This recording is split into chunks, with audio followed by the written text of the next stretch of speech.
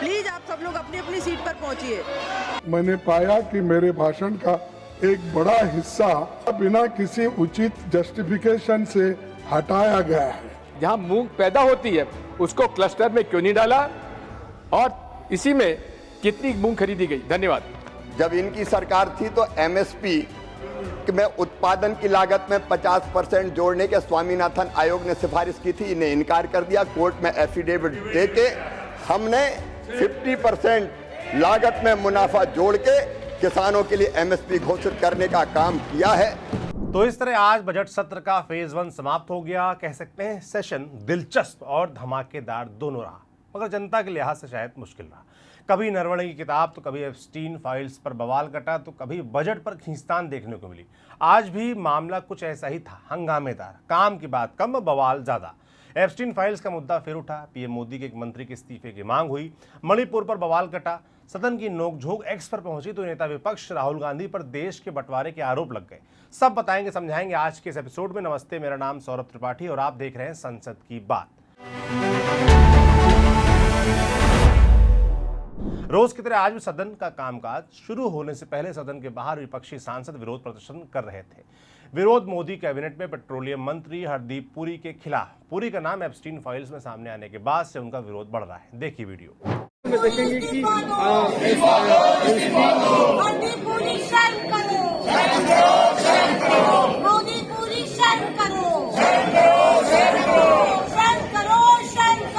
अब सदन के अंदर दाखिल होते हैं। पहले बात लोकसभा की। आखिरी दिन भी लोकसभा में वही हुआ जो रोज हो रहा था, बल्कि और ज्यादा बुरा हाल रहा। कार्रवाई मात्र 10 मिनट चल पाई। वहीं राज्यसभा की कार्रवाई कम से कम 2 घंटे तक चली। अब दोनों सदनों की अगली कार्रवाई 9 मार्च से शुरू होगी। लोकसभा में सदन की कार्रवाई शुरू हुई तो इलाहाबाद से सांसद उज्ज्वल रमन सिंह ने उत्तर प्रदेश, मध्य प्रदेश और अन्य राज्यों में कफ सिरप पीने के कारण बड़े पैमाने पर लोगों की जो जान गई है, बीमार हुए हैं, उन पर सवाल किया। पूछा कि क्या इस मामले में सीबीआई जांच करवाई जाएगी, मुआवजा दिया जाएगा। सुनिए। माननीय अधिष्ठाता महोदया, 2 सवाल हैं।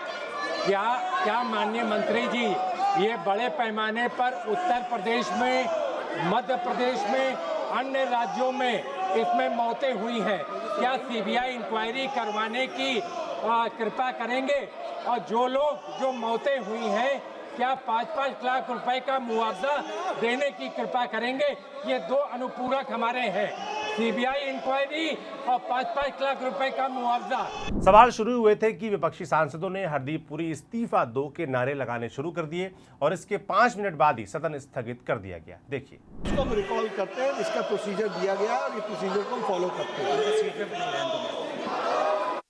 हैं। सदस्यगण, आप सभी अपनी अपनी सीट पर पहुंचे। सभी माननीय सदस्य प्रश्नकाल करना चाहते हैं, अपने उत्तर की प्रतीक्षा में हैं। प्लीज आप सब लोग अपनी अपनी सीट पर पहुंचिए।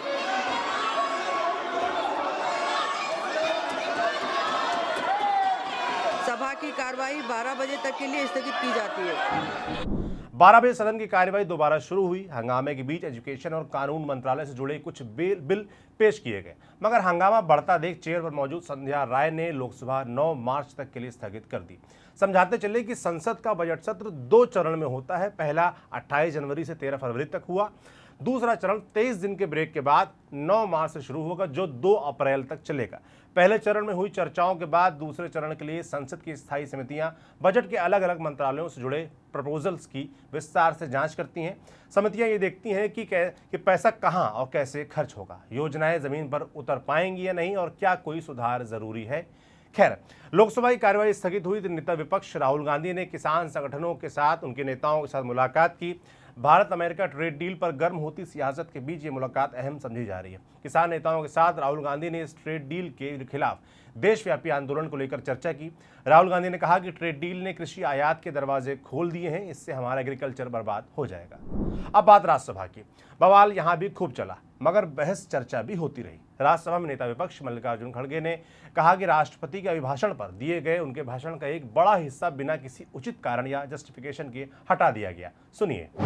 मैंने अपनी तरफ से आरंभ में ही इस बात को स्पष्ट रूप से कहा था कि राष्ट्रपति का अभिभाषण राष्ट्रीय महत्व के मुद्दों को उठाने का एक बेहतरीन अवसर था, पर वे बातें अभिभाषण में परलिखित नहीं होती, इसी भाव के साथ मैंने सामाजिक न्याय से लेकर संसदीय तंत्र पर तथ्यों पर मैं अपने बातें रखी थी।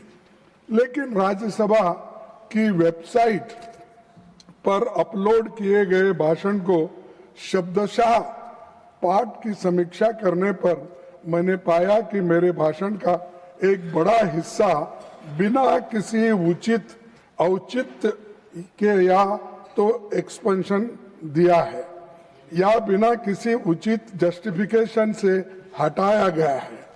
मैंने जो समीक्षा की है उसमें पाया है कि मेरे भाषण के अनरिकॉर्डेड पोर्शंस वे हैं जिसमें मैंने वर्तमान सरकार के कार्यकाल में संसदीय कामकाज पर तथ्यों के साथ टिप्पणियां की है और प्रधानमंत्री जी की चंद नीतियों की आलोचना की है, जो कि नेता प्रतिपक्ष होने के कारण मेरा यह दायित्व भी है, क्योंकि मुझे लगता है कि वे नीतियां भारतीय जनमानस पर प्रतिकूल प्रभाव डाल रही है। राज्यसभा सांसद दिग्विजय सिंह ने कृषि मंत्री शिवराज सिंह चौहान से सवाल किया। पूछा कि उनके चुनावी क्षेत्र सीहोर और होशंगाबाद में मूंग का काफी उत्पादन है, लेकिन कृषि मंत्री जी ने इस फसल को किसी क्लस्टर में नहीं रखा। मध्य प्रदेश के अधिकारियों ने बयान दिया कि मूंग में केमिकल पेस्टिसाइड का अधिक उपयोग होने से इसे खाना सेहत के लिए हानिकारक होता जा रहा है। सुनिए। माननीय कृषि मंत्री जी के चुनाव क्षेत्र में थर्ड क्रॉप मूंग बड़ी पैमाने पर अब फसल आ रही है, लेकिन उसको आपने किसी श्रेणी में नहीं रखा है। आपका होशंगाबाद और सीहोर, जहां से आप विधायक भी रहे और सांसद भी रहे, क्या कारण है कि आपने मूंग को उस किसी क्लस्टर में नहीं डाला? एक दूसरा, आपसे मेरे सर इसी में माय क्वेश्चन इज कि राज्य शासन मध्य प्रदेश में डबल इंजन ट्रिपल इंजन, उसके अधिकारियों ने ये बयान दिया कि केमिकल पेस्टिसाइड अधिक उपयोग करने की वजह से मूंग को खाना अव्यावहारिक है, अनहेल्दी है। उसकी वजह से मूंग की खरीद बहुत देरी से शुरू हुई और उसके बाद जब किसान ने बेच दिया तो उसको फिर खरीद शुरू की, जिसका अधिकांश व्यापारियों ने लाभ उठाया। मैं माननीय मंत्री जी से आपके माध्यम से पूछना चाहता हूं कि आपके चुनाव क्षेत्र के होशंगाबाद, आपका सीहोर और हरदा में जहां मूंग पैदा होती है उसको क्लस्टर में क्यों नहीं डाला और इसी में कितनी मूंग खरीदी गई? धन्यवाद। जवाब में कृषि मंत्री शिवराज सिंह चौहान ने आरोप को नकार दिया, उल्टा कांग्रेस की पिछली सरकार को निशाने पर लिया। मूंग की पैदावार में भाजपा सरकार की खूबी गिना दी। सुनिए। कि जब वहां कांग्रेस की सरकार थी तो दलहन के उत्पादन कितना होता था वो बता दें। एक फसल होती थी माननीय सभापति महोदय, एक, और जब हमारी सरकार आई तो आज 3-3 फसलें जिसमें मूंग भी शामिल है। आज किसान वह पैदा कर रहे हैं। मूंग की खेती अगर बढ़ी तो वो तो ये स्वीकार करेंगे हमारी सिंचाई की व्यवस्था के कारण बढ़ी है और मूंग ने किसान को समृद्ध बनाने का काम किया है। और मुझे गर्व है कहते हुए कि मध्य प्रदेश का किसान अपनी मेहनत और खून पसीना लगा के आज 20 लाख मीट्रिक टन तक मूंग का उत्पादन गर्मी में कर रहा है, समर के सीजन में कर रहा है। और माननीय सभापति महोदय, ये भी मेरे मित्र अच्छी तरह से जानते हैं कि मूंग की खरीदी की पारदर्शी व्यवस्था उनने नहीं, हमने ही बनाई थी।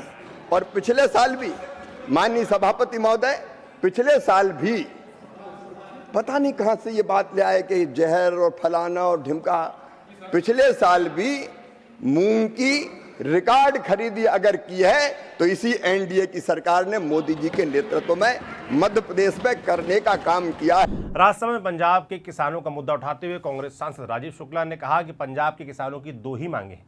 किसानों को एमएसपी की लीगल गारंटी और कोरोना के समय जो लाखों खेतिहर मजदूर अपने घर वापस आ गए उनका मसला हल हो। सुनिए।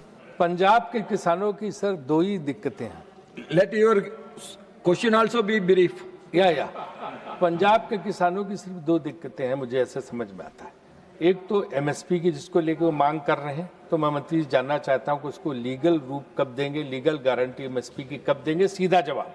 और दूसरा जो इम्पोर्टेंट सवाल ये है कि कोरोना के बाद जो कोरोना में कष्ट था तो लाखों मजदूर वहाँ से खेतिहर मजदूर अपने अपने प्रदेशों को चले गए, तो इससे वहाँ मजदूरी उनका बड़ा संकट, जिनको बोलते हैं फार्म जो है लेबरर्स, उनकी समस्या का समाधान करने के लिए आप क्या कर रहे हैं? एकदम ब्रीफ है सवाल, एमएसपी वाला डायरेक्ट। जवाब में फिर कृषि मंत्री ने यूपीए बनाम एनडीए की तुलना कर दी, सवाल को रुख मोड़ कर रख दिया। खुद सुनिए।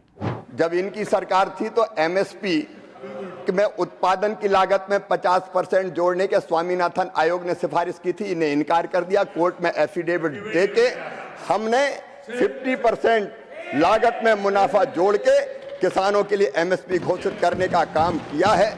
इनके समय जब इनकी सरकार थी माननीय सभापति महोदय, तो नाम मात्र की खरीदी होती थी। मैं केवल एक ही उदाहरण दूंगा, दलहन की खरीदी 10 साल में यूपीए की सरकार ने की थी केवल 6 लाख मीट्रिक टन, और मोदी जी की सरकार ने की 1,92,00,000 मीट्रिक टन। तो खरीदने में भी हम 3 गुना 4 गुना ज्यादा खरीद रहे हैं, दुगने रेट हम दे रहे हैं, और किसान प्रसन्न है माननीय सभापति महोदय।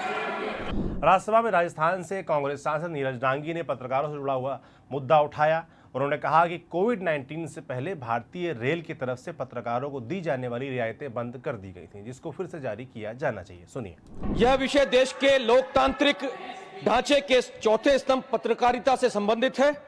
कोविड-19 महामारी से पूर्व भारतीय रेल द्वारा पत्रकारों को दी जाने वाली यात्रा रियायतें महामारी के दौरान स्थगित कर दी गई थीं, जो उस समय की परिस्थितियों में एक अस्थायी एवं व्यावहारिक निर्णय था। किंतु खेद का विषय है कि देश में सामान्य स्थिति बहाल होने तथा आर्थिक एवं सामाजिक गतिविधियां सभी प्रकार से सुचारू रूप से प्रारंभ होने एवं अन्य श्रेणियों को दी जाने वाली रियायतें भी पुनः लागू होने के बावजूद पत्रकारों को यह महत्वपूर्ण सुविधा आज तक उनकी बहाल नहीं की गई है।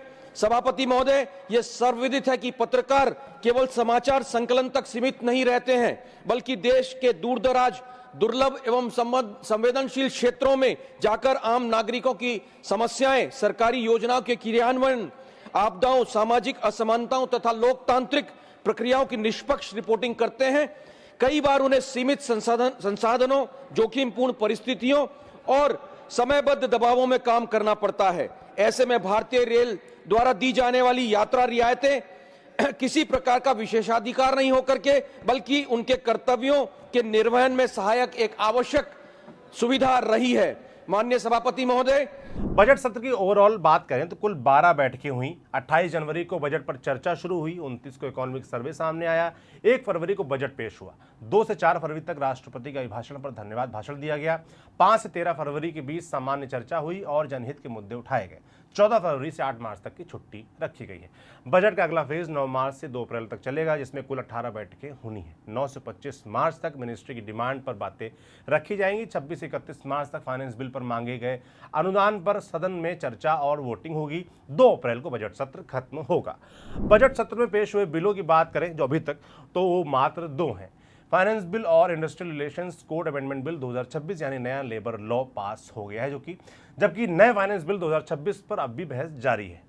बोला कौन कौन इस बार, ज्यादा लोग तो नहीं बोल पाए, मगर बजट के पहले फेज में सरकार की ओर से पीएम मोदी, वित्त मंत्री निर्मला सीतारमण, जेपी नड्डा, किरण रिजिजू, अनुराग ठाकुर जैसे कुछ बड़े नेताओं ने भाषण दिया। विपक्ष की ओर से राहुल गांधी, मल्लिकार्जुन खड़गे, सुप्रिया सुले, कल्याण बनर्जी, अखिलेश यादव, संजय सिंह, शशि थरूर समेत कुछ बड़े नेताओं ने संबोधन दिया। सब नहीं दे पाए। वहीं प्रियंका गांधी भी संबोधन नहीं दे पाई। संभवतः वो बजट के दूसरे सेशन में बात करेंगी। आपने देखा ही बजट सेशन मुख्य रूप से हंगामों की आहुति चढ़ गया। हंगामों के कारण रिटायर्ड जनरल नरवणे की किताब, एप्स्टीन फाइल्स में पीएम मोदी, उनके मंत्री हरदीप पुरी का नाम, US trade deal, Rahul Gandhi के निलंबन की अटकलें जैसी खबरें रहीं। हालांकि सिर्फ हंगामा नहीं हुआ, कुछ सांसदों ने प्रयास भी किया, अच्छी चर्चाएं भी की, मगर तमाम जरूरी मुद्दे फिर भी छूट गए, जैसे पॉल्यूशन, इंटरनल सिक्योरिटी, किसानों का मुद्दा, दिल्ली नोएडा जैसे इलाकों में खराब सड़क से जाती हुई जाने, उनका मुद्दा नहीं उठ पाया। उम्मीद है आने वाले सत्र में जनता के हक के सवाल बुलंद होंगे, हंगामा कम और सार्थक चर्चा ज्यादा होगी। बाकी हम आपको यूं ही संसद के तमाम अपडेट्स आगे भी बताते रहेंगे। तब तक के लिए धन्यवाद। ये स्क्रिप्ट लिखी थी हमारे साथी प्रत्युष रौनक ने। मैं सौरभ त्रिपाठी हूं, कैमरे के पीछे सुधांशु हैं। शुक्रिया।